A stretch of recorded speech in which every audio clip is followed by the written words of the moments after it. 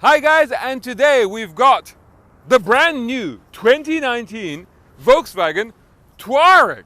This is the third generation of the car. It's an important car for Volkswagen. They sell quite a lot of these. In fact, since 2002, since the first generation, they've shifted over 1 million of these cars. This one, of course, is completely brand new. And you can tell, unlike a lot of other manufacturers where sometimes it's hard to tell between generations, this is very distinctive. Just check out this very bold looker at the front, this very angular style, and these slats that run all the way across into these quite distinctive headlights. We'll come to those in a minute. A bold profile as well, very distinctive. This car is actually, it's 44 millimeters wider, 77 millimeters longer, and yet it's lower.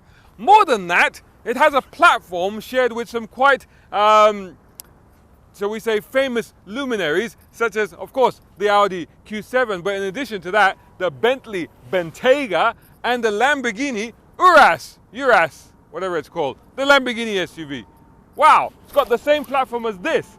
Now this car, like I said, is a little bit different in dimensions, but it's lighter because there's more aluminium in it and other bits that they've done to lighten the load. 100 kilograms lighter, in fact, but it's still about 2 tons. So it isn't a light thing. You get 2 choices of engines. You start with a 2-liter 4-cylinder with 250 brake horsepower, and those are available in our market, in our region. Check with your local dealers for 193,000 dirhams, which is $53,000. Or you get the 3-liter V6, which is familiar actually, with 340 brake horsepower, again from within the family. And for that one, prices start at 204,860 dirhams, about $56,000. Up to this one, the top of the range car, 239,000 dirhams and 239,550 dirhams, $67,000. What do you get for that? You get a lot of tech. This car is packed with tech. It's got massage seats and all kinds of things in it, radars and all the rest of it. But what I have to say, it's got InnoVision cockpit. InnoVision. Yeah, not innovation, InnoVision. Well, I'll tell you, you'll see that when we get inside. And these headlights that I mentioned earlier, right? LED matrix called IQ lights. Blimey. Are these things cleverer than I am? Well, that's not difficult, let's be honest. But yeah, IQ headlights, and of course, rear LEDs as well. Talking of the rear, let's just check out the practicality, and we'll start as usual by looking at the boot. So check out the rear styling of this car. Very crisp, very bold Touareg lettering across there, but quite distinctive. I like it crisp, And by the way, check out this key. Now, the interesting thing about this being a bit of a Trekkie, right? That looks like a mini handheld phaser. What do you reckon? Look at that bit, yeah? That's kind of cool, right? Anyway, I can open the boot with this. Now, the boot, they've actually managed to find well over 100 liters of extra room. This is more than, in fact, I think it's 810 liters of room here, and that's with the seats up. No third row seats, of course. For that, you have to get the Terramont if you want the 7-seater, and this one you only have the 5-seater. Terramont is actually cheaper. I have done a review of that. Go check it out on Motoring Middle East. Loads of space in here, as I've said. But interesting enough, despite the fact that it doesn't have the third row seats, it's got vents. So there you go, it keeps your luggage cool as well. I'm not sure if they're AC vents, but they are vents anyway. In addition, you've got the handles to drop the split folding seats, as you can see. You've got little hooks here to hang your shopping on, and lights, of course. This stuff is on both sides. Underneath here, you have quite a bit more space actually.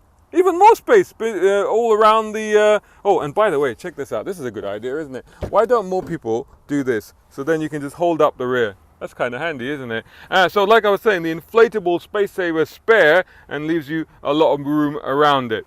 Let's put that back. Now the other thing to mention is that this tonneau cover, this rear tonneau cover, does that slidey thing where it automatically goes up to give you a greater access to the rear, and obviously when you shut it, it comes back down. You can of course do that manually as well. I don't know if you can make that out just as it... Yeah, look, there you go. Just as it's going down, the tonneau cover is going down. So, very accommodating luggage compartment. Is the rear passenger space as accommodating?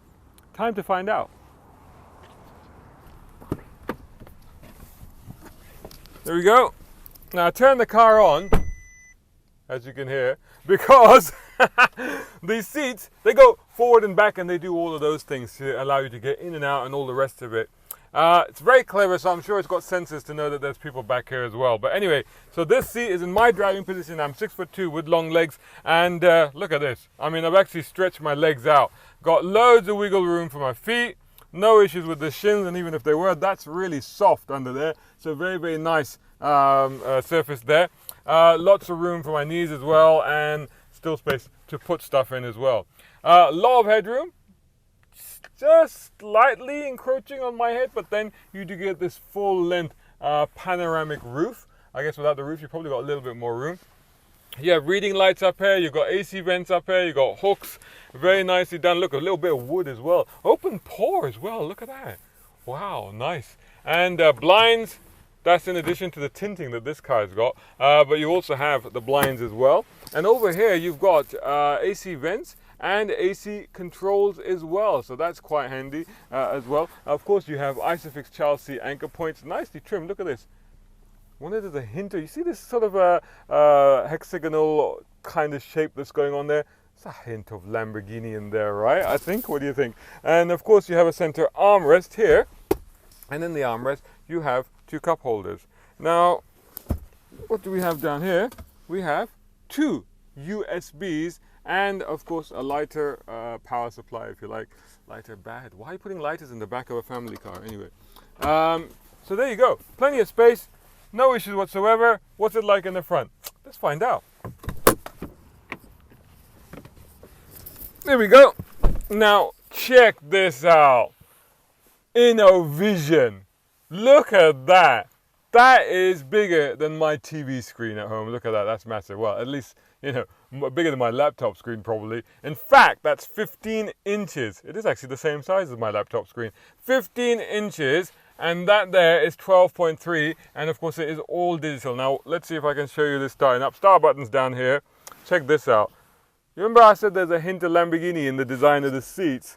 There's a hint of Bentley in the knurled aluminium design of this volume knob here. At least there's a volume knob. See, manufacturers are getting it now. Everything else has been replaced, as you'll see by this screen, but you do get a volume knob here, and of course also you get the remote controls on the steering. Now let's start this up for you. Starter button down there, and then we start up. Look what happens. Look at that. Now that's all digital and quite straightforward as you'd expect, and you get all of your infotainment system there. Driver once, you can adjust it, your seating position and your preferences and all the rest of it.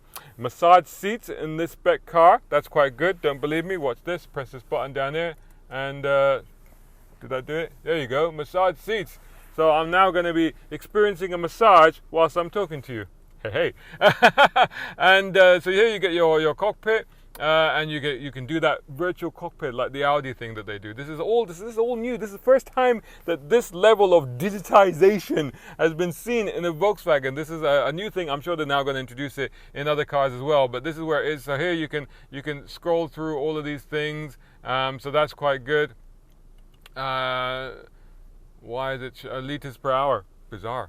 Anyway, so it does all of these sort of things. You can get range. You can get all kinds of setups and all the rest of it there. More interestingly is this screen here, and it's all like proximity alert. So as you see, if I get close to it, all these menus start to come up. You know, there you go, see? And then in this menu, there's your main menu. It's all move and slide and everything. No haptic feedback though, because that's the one thing it's missing. A little bit of haptic touch might have been nice. But other than that, it's got App Connect, so I've been plugged in my my iPhone into that. Apple CarPlay.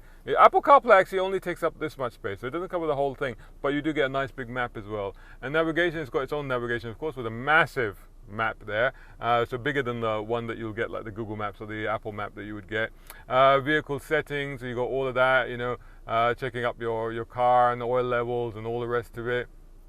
I mean, lots and lots of stuff to play with here. You even have images for some reason. There you go. None in there at the moment, but you have got there. And you can also do that. Oh, that's from here. So over here, you've got your terrain select type of system, if you like. And so you've got all of these systems there. So let's just go through those with you. And you can do it from here, you see. So you've got the eco mode, normal mode. There you go. And you've got your sports mode. Hey. Stiffens up the steering and stuff like that. So in fact, if I press that, oh sorry, if I press information here, it actually tells you what it's doing with each of these. So there you go, normal, light assist, there you go, and the steering as well, and put into sport, and it all goes sport. And then you got individual, and you can set that up the way that you want it. And then you've got off-roading mode, you know, so hill descent, to turn the parking sensors off. Got snow mode. And again, if I go back, it'll give you some nice graphics as well. There you go, check it out. Pretty, huh? Very, very pretty. So for this drive, we'll put it into sport, so we'll leave it in there. Like I said, nice little volume knob there. There's a cup holders down here, compartment in here with one USB and a cigarette lighter, and a nice big space to put stuff in there. Electronic transmission lever, ZF transmission, of course. It's actually not bad to use, you know, not too difficult to use. In here, you've got not a massive cubby box, but a little bit of space there, plus another USB which is plugged into my GoPro at the moment, but all very handy. So in terms of seating position, very comfortable. You know, good visibility all around. One thing I'm interested, look at this. So if you put it into reverse, you get the reversing camera, and of course you do get park. It's got park pilot, so park assist, all that sort of stuff. But it doesn't give you a 360 camera. That's odd. I'm really surprised about that. That it doesn't give you a 360 camera, but it does give you this stuff. So. And here you go, here's your parking assisting. So you can tell it how you want the car to park, and it will do all of that. So press P to put it back into park again. But otherwise, and I do like the way this is done. Oh, other thing I should mention is the ambient lighting strips come across here, and you can have 30 different shades of light in this. You can set it up through here, and you can choose what you want. Nice all edged right to the edge mirror there as well. Okay, next thing to do is take it for a little bit of a drive and see how that is. Okay, so let's take it for a little run. I've slipped into something a little bit more comfortable, or rather slipped out of some. I've taken my coat off. Anyway, so in case you're wondering, there's something different. Anyway, so DNA shared with a Lamborghini Urus and a Bentley Bentayga, and the engine, I think, from Audi. So let's see. Let's just punch it and see what happens. Oh, okay. Oh, when the turbo kicks in at just over 3, it really moves, and wow, really good. Brakes. Yeah, you need a little bit of a shove on the brakes to get it to stop, but they work all right. They just need quite a bit of pressure, and maybe not that initial bite that you're expecting, but boy, it actually goes into corners. Now this thing has got something to assist with the roll, and it also has, apparently, it has active all-wheel steering as well. I'm not sure that I'm detecting too much of that, so it's quite mild if it's there. But I tell you what, it's surprisingly agile and nimble for something of this size, and it is surprisingly quick as well. Now you've got heads-up display as well, as in addition to all of this stuff, there's also a heads-up display as well, so I can see the speed up there, and it's a fair whack. Again, coming up to a roundabout, the riding refinement I've got it in sports mode at the moment, but I've been driving around town in normal mode. Wow, I mean, okay, yeah, it's a it's a bit of weight to be chucking around, so you feel the mass move around, you feel the momentum, but an astonishing amount of grip just keeps it online, keeps it there, and basically keeps the understeer well in check, surprisingly well actually. So as I was saying, I've been driving around town in normal mode, and the ride refinement is fantastic. The ride is very, very good, and quiet, sophisticated, very smooth, no issues whatsoever. A tight right hander, let's check it around here. Okay, okay, so interesting. There's lots of electronic systems on this car, and there's lots of driver's aids as well. So it's got lane keep assist. It's very aggressive with this lane keeping. You can turn it off, but by default it turns it back on again. Nice cornering to that faster sweeper, like a little bit of body lean, but not too much actually, not uncomfortable, so not bad at all. But it's got a lot of systems that it does things that it looks after a little. Just there when I threw it around that tight right hander, I think the traction came in quite early and just cut the power to make sure that the understeer wouldn't be too much. So it's one of those things where if you don't mind the electronics being very intrusive in your driving, this is that car. So for example, I just found out that you can't, when you're reversing, it limits the speed. So make sure that you reverse slowly. So all of those movies where you'll see Volkswagen will place a product and you'll see the Bruce Willis reversing at speed and doing a J-turn, can't do it in this car because it automatically slows it down. So lots and lots of systems in the car. So for example, like, very aggressive on the lane keep. Look, it's just moved itself in, and I've had that quite a lot. Again, like you can turn it off, but we'll do that. but very easy to drive, good visibility, like I said, no issues whatsoever. Even managing its size is very easy to place. You can see the front of the car quite easily, and I've not had any issue at all in car parks and stuff like that. So overall then, I think, it's not really about the drive. I mean, they're not emphasizing the sporty aspects of it. There's not even any paddle shifts on this car. But it's okay. But it's quick. I mean, wow, this is plenty quick enough. I mean, I reckon the 2-liter will be fine in this car. You might be thinking it's too heavy for a 2-liter. But, with this is like more performance than you need in a family car. Anyway, thumbs up. I think it's a really, really good car. And I think that what you have here is not so much Volkswagen's flagship SUV, as opposed to a much more affordable version of some very expensive rival SUVs. And I think it's definitely worth a look when compared to other rivals in the market, such as the BMW X5, for example, although I haven't driven the brand new one. Thumbs up, good car, well done Volkswagen, definitely worth putting on your shopping list and checking out. I hope you enjoyed the review. Please leave your comments and your opinions, your thoughts on me, the car, the weather, wherever you like, anywhere, anything you like at all, around this video somewhere. And whilst you're doing that, don't forget to check me out. I'm Brown Car Guy on Instagram or at Shazad Sheikh. I would love to see you there. Also, follow Motoring Middle East on motoringme.com, on Facebook, Instagram, Twitter, YouTube. If you're on YouTube, make sure that you like, share, and subscribe. And if you're on Twitter, it's slightly different. Anyway, hope you enjoyed that. Until the next one.